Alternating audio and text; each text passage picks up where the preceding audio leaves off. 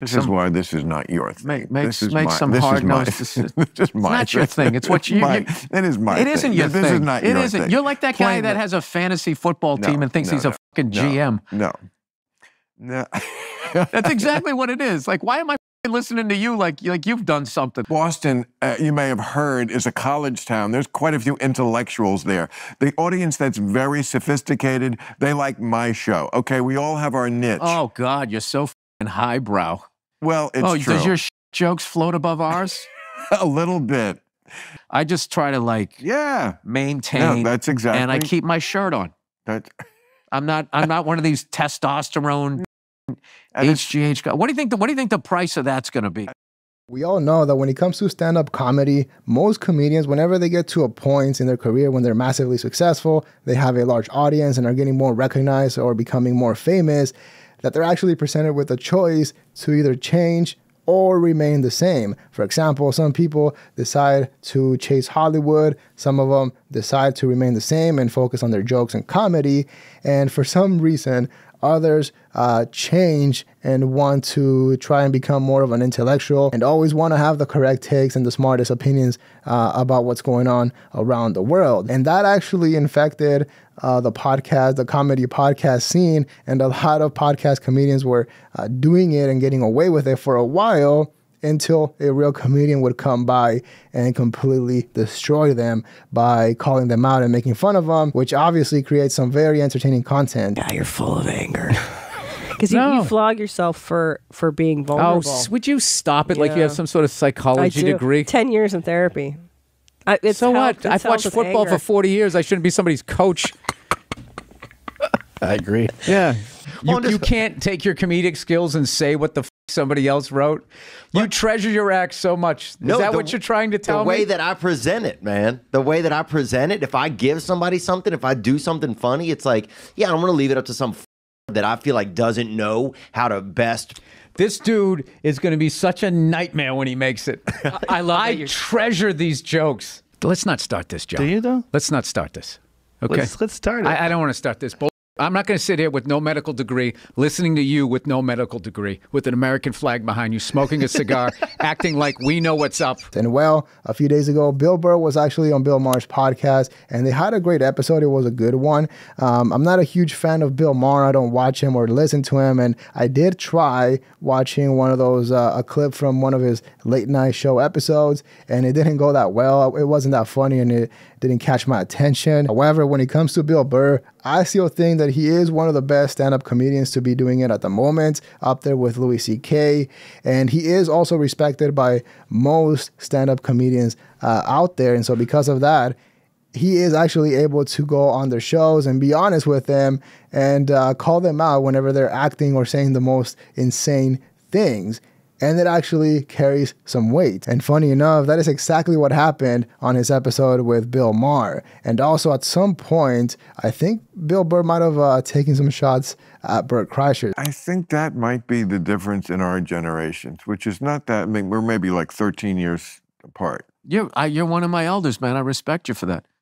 I feel like I'm in the Reagan-Mondale debate. No, I just remember when you did my podcast, you kept getting like, I'm not that much older than you. And I'm not. Dude, I used to watch a lot of guys from your generation.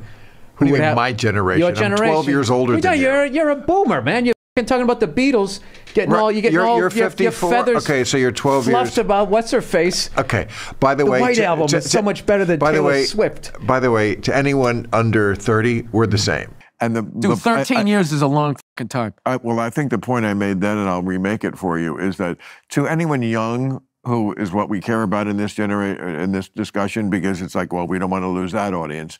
Trust me, when you're 25, you and I are the same. We are the younger audience. No, if you and I are just like hanging out, talking, but if we go back far enough. You're a dad. If we go back like. That adds 10 years. That definitely closes that gap. Anyway, the point being... I don't like how you just made that point and then said anyway really quickly before I could refute it. Anyway. Did you learn that in debating class? I did. Because you said anyway, I'm going to roll with that? No. Well, I mean...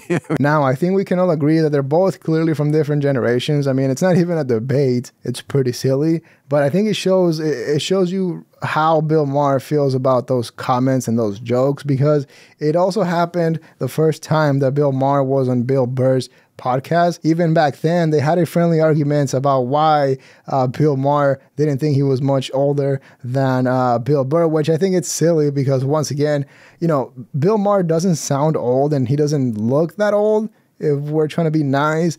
But if you compare him to Bill Burr, obviously there is a clear difference of who's much older by a lot. And since Bill Burr knew that Bill Maher was insecure about that, well, he used it to completely roast him for the whole episode, which is funny because the entire time, Bill Maher's angle was to try and sound like he was outsmarting Bill Burr and try to sound condescending in a way, which, to be fair, it does seem like Bill Maher is intelligent and he knows a lot. So, you know, there was no way for Bill Burr to try and outsmart him or try to do something like that.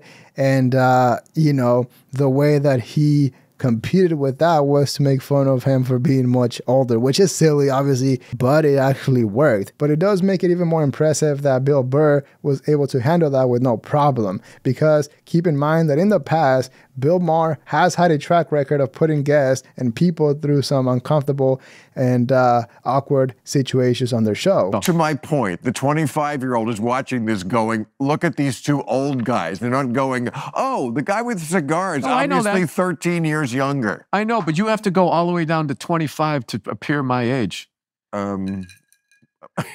Well, I don't. You can see. Look at the difference. Look at the difference. You can just see the way we dress. No, I look good. That's the difference. Is that you were do wearing? Look good. You're wearing You're not sneakers. Gonna throw that in my face. You got a t-shirt on. Like You look like a defendant. You look like you're trying to beat a drinking and driving charge. He doesn't have any priors, Your Honor. Look at him. He's wearing his Chelsea boots. He's a what do they call it? A productive member of society. And once again, they have worked together in the past multiple times, and it was always a funny back and forth, mainly because of Bill Burr, in my opinion. And so because of that, I think this time he came prepared, and especially because he was going on Bill Maher's show. However, at some point, they did have some serious moments and some interesting conversations about comedy and just regular life. And this is when Bill Burr randomly said a few things that made me think that he was potentially taking some shots at Bert Kreischer. Now, keep in mind that at some point, Bill Burr and Bert Kreischer used to have a show together. They did a podcast, which ended out of nowhere. There was no explanation. And then later on, we found out that Bert Kreischer and Bill Burr had a fallout after some miscommunication happened, or they had some problems while trying to do an episode, and they just completely stopped talking. So it was pretty serious. And this is what he said about 27 minutes into the episode. And by the way, we will be posting more often now, so don't forget to like the video and subscribe to the channel. It helps out so much, and I really appreciate that. Thank you. What is your regimen? I'm very curious, like your health regimen. How much do you care about what you eat, or you? No, I do. I don't with desserts. I don't eat bread, and I've laid off like sugar and stuff. I had a little bit of a relapse, but like when you get to be my age, you're not going to go to the gym and burn it off. What's going to happen is your joints are going to wear out before the donut does. So just stop eating the donut. So I just try to maintain. That's exactly. And I keep my shirt on. I'm not one of these testosterone HGH guys. What do you think the price of that's going to be? Because you can't have your cake and eat it. You can't get your frat boy yoked body back. At a certain age, you can look good in clothes. Yes. Okay? And you just have to accept that. And luckily, women accept that. Most women. It's very, very rare. Women are very forgiving. And I also think they like if you're a little bit out of shape because it gives them some leeway. Well, you keep telling yourself that. They don't like that. But I'm not telling myself that. I'm telling you that. Okay. I just don't think that's true. But that's how you say it. But they are much more forgiving of that. Now, some people were thinking that he could be potentially talking about Joe Rogan, which it does make sense. I was thinking he was just speaking in general because it does apply to basically everyone in Hollywood that's on the Jews. But then he said some things that made me think that it was Bert Kreischer. For example, the comments about him not having to take his shirt off, which is very specific to Bert Kreischer. And then 10 minutes later, he made a comment about how his kids don't know that he's a famous stand-up comic because he doesn't go home and tell them or hang up pictures on the wall of him doing stand-up. And that's exactly what Bert Kreischer does. And what's really funny is that Bill Burr is only 4 years older than Bert Kreischer, but he's already done a stadium doing stand-up comedy. Obviously, he's an arena act. He's had successful shows on Netflix.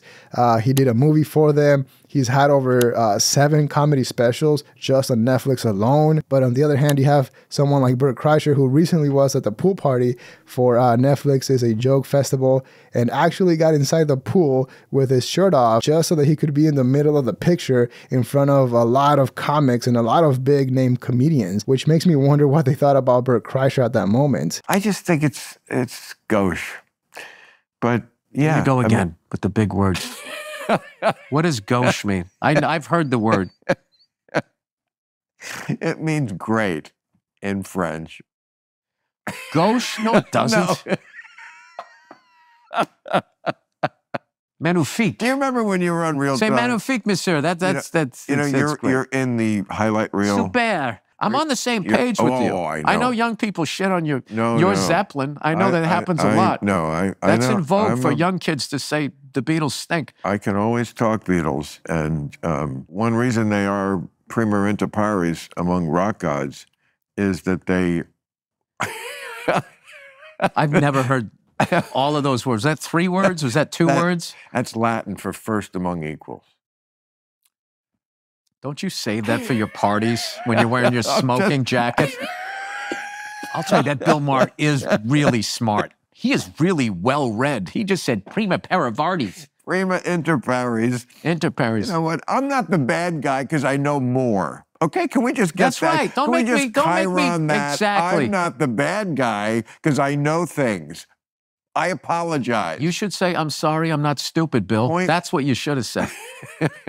Now, at this point of the episode, it was clear that Bill Maher was trying to troll Bill Burr by using big words and different languages. But now this is when things get fun, and you can actually witness Bill Burr putting up a complete masterclass on how to deal with someone like Bill Maher. Because, like I mentioned, Bill Maher has had some intense and pretty awkward moments in the past, even with some big guests. I found it kind of upsetting when the Bill Maher podcast, which I saw you on, reached out, and they you know, his thing is he smokes pot the whole time while he interviews people, and I said, hey, I'd happily go on there, but could he, while I'm on, out of respect for my sobriety, could he refrain from smoking pot? He said no. He said no, that's a deal breaker. Wow. And Mike Tyson's podcast is called Hot Boxing. Like the whole point, like, be real. All of these prolific potheads, I've been on their shows, and it wasn't so important to them to blow marijuana smoke in my face. I did not know that. For Bill Maher, it was a deal breaker. So obviously, Bill Maher is not the easiest person to deal with. And when it comes to Steve-O and Bill Maher, I mean, I can understand both sides. I'm definitely siding with Steve-O because it is very easy to accommodate that, to change it up a little bit just for Steve-O. But if he denies, I mean, there is nothing wrong with that. However, that is proof that he really doesn't care about who the guest is, which, again, makes it even more impressive that Bill Burr was able to handle that and show everyone how to deal with someone like Bill Maher. Downtown, the Disney Center? Yeah, the one that looks all weird. Yeah, the one from Frank Gehry. Frank Gehry? He's an architect. He's an architect. I knew he's an architect. Oh, that's a big thing in your world, knowing architects' names. I wasn't trying to brag. That's an L. Ron Hubbard. No, it's just... First of all, I don't think you could change the oil in a car, so don't talk about architecture. I can't, and I wouldn't want to. Oh, let me adjust my glasses. Why would I want? I don't want. Why would I want to, Eliza? Now, what's really interesting is that even though Bill Burr himself said that he's not the smartest person out there, and on the other hand, Bill Maher considers himself an intellectual, because of Bill Burr being a legit comic and being an expert in comedy, he was able to navigate the entire conversation while being a step ahead, roasting Bill Maher, and making him laugh the entire time. And at some point, he even told a joke that completely went over Bill Maher's head. Hey, you Stop just solved attacking it. Israel. You just solved it. I actually did. There you go. That's fantastic. Anyway. All right. We don't need to get onto that. Let's go to Russia and the Ukraine. How do you solve that one, Bill? Let me hear your hard-nosed decision about that. Well, let me ask you a question. How is war still legal? With all this shit that's been canceled. Legal. Why is that still legal. Would you like a real answer to that? Because for something to be illegal, you have to have the capacity to enforce it. Sit down and talk it out. Why can't Putin do a podcast with the head guy? Like, you just solved the Middle East on a podcast. Why can't they solve what they're doing on a podcast? See, this is why this is not your thing. Make some hard-nosed decisions. It's not your thing. It's what you... It is my thing. It isn't your thing. This is not your isn't. thing. You're like that guy that has a fantasy football team and thinks he's a GM. No. That's exactly what it is. Like, why am I listening to you like you've done something? What have you done in Washington? Nothing. No, I would never go to Washington. It's beneath you. Boston comics just seem more truculent and pugilistic than most to me. I knew what that meant. I would agree or disagree with it. I normally would not have used those words. Did you ever play Nick's Comedy Stop? I bet you had some rough sets in that one. I had a rough night in Boston once where I was the headliner. I could see you not having a good time in Boston. I could see them going. That was a long time ago. Dude, you have, this is a hacky reference, but you totally have the energy of, you forgot to give out the homework assignment, Mrs. So-and-so. Now, I'm pretty sure that Bill Burr was just kidding when he was asking why couldn't the world leaders just fix everything on a podcast, because obviously Bill Maher had just given a solution to what he thought was a solution to a world problem on the podcast. So Bill Burr was making it a point that it wasn't that easy and no one really had the answer to the problem. And although there is a chance that Bill Maher was just trolling, I think it really exposes how he feels or how he sees what he does as being better than what other comics do. Which is funny because, like I mentioned at the beginning, I did try watching one of his episodes from his late night show on YouTube, and it wasn't good at all. It wasn't funny, and I noticed that every time that he told a joke, the crowd, instead of laughing, they would clap and cheer, so it felt more like a rally instead of a comedy show. Can I tell you something, Bill? Most of the shit that you say is not smart. It's just sort of obscure. It's not obscure to a certain percentage of people. I'm not some giant egghead. I'm just I know you're not that smart. I know. I'm not saying I am. Which says something about all these things I say that you don't know what I'm talking about. So what? I know. There's subjects I could bring up. It's just, you're just into, musicals. And now at this point, funny enough, I'm starting to see a similarity between Andrew Schultz and Bill Maher. And I wonder if Andrew Schultz will be heading down that route in the future, because lately the Flagrant podcast is no longer a comedy podcast and instead is more of a talk show with, Andrew Schultz always trying to have the best take and everyone around him backing him up. But yeah, at the end of the day, it was definitely refreshing seeing Bill Burr completely destroy another massive comedian like Bill Maher. And I feel like he needs to do that with the entire Rogan sphere, more specifically with Two Bears, One Cave and Andrew Schultz now. But yeah, let me know what you think in the comments below. Leave a like and subscribe to support the channel. Dislike if you didn't like the video. But that is all we have for today. See ya.